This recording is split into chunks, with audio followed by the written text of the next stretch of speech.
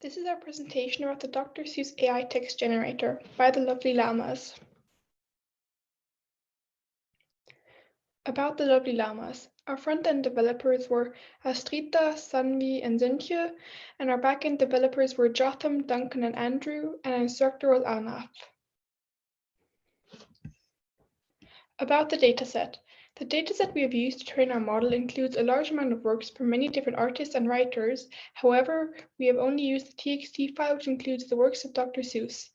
This dataset includes the majority of Dr. Seuss's works, such as The Cat in the Hat, Fox and Socks, and Green Eggs and Ham. Next, Andrew will be talking about the model. We used the Dr. Seuss dataset to train our GPT-Neo model so that it could generate Dr. Seuss style text. GPT-Neo has a lot of training parameters, so we can optimize and customize our model. We also chose GPT-Neo because it is a relatively simple model, so it requires less training time. GPT-Neo is trained on a lot of text data, which allows it to understand grammatical structures so it can generate coherent text.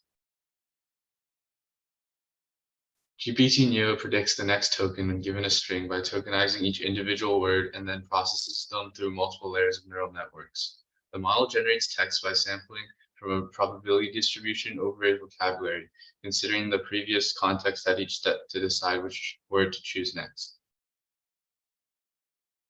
Next, Jotham will be talking about the technical stack. For the front end of our demo, it uses HTML and CSS for the website design, asynchronous JavaScript and XML and JavaScript for handling the input prompts we send out to the Flask backend. The website uses the Flask framework for the backend by calling the Hugging Face Inference API and rendering the model response on the user interface. Bootstrap was used as a template for the design of the website, and the dataset was pre-processed using the NLTK library. The GPT-Neo model used PyTorch and was trained on Google Colab and used Colab's NVIDIA T4 Tensor GPUs via CUDA core processing.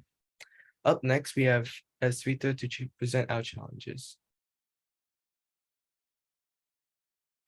So in the process of creating our model, we faced numerous roadblocks. So first, in the topic of pre-processing, we faced a challenge when trying to remove the title and author name for each Dr. Seuss story in our text dataset.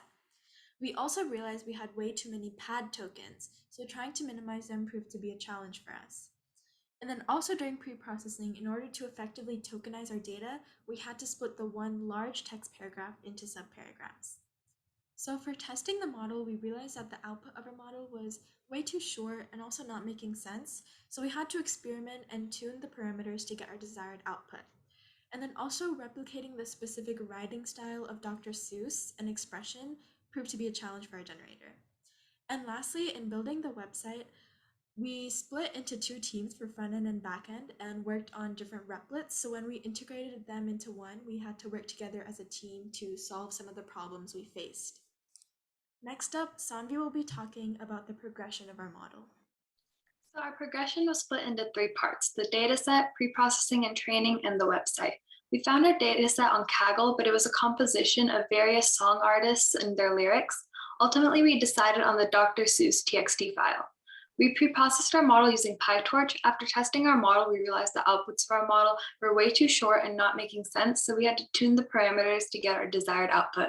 And for our website, we split up into two groups for the front end and back end on separate replets, and then when both parts were finished, we combined them together to create our finished product. As for experience, we learned how to gather credible data suitable for application. We learned about data processing, training the model, and hyperparameter tuning with various parameters like temperature, minimum, and maximum length. And finally, we learned how to save and upload our model onto Hugging Face from Google Colab. As for website development, our group extensively explored both the front end and back end aspects of web development, specifically learning how to build a website using the Flask framework. Thank you, and now Duncan will be giving a demo of our website. So this is our website. It is made with HTML and CSS using a Bootstrap template. This is our nav bar, which has links to sections such as the About section and the Generator section. This is the main section. This is the About section, which explains how we made it and how to use it. And this is the Generator section. How it works is you enter a prompt and you hit generate. The prompt will be sent to Hugging Face, and then once the text is sent, it will show up here.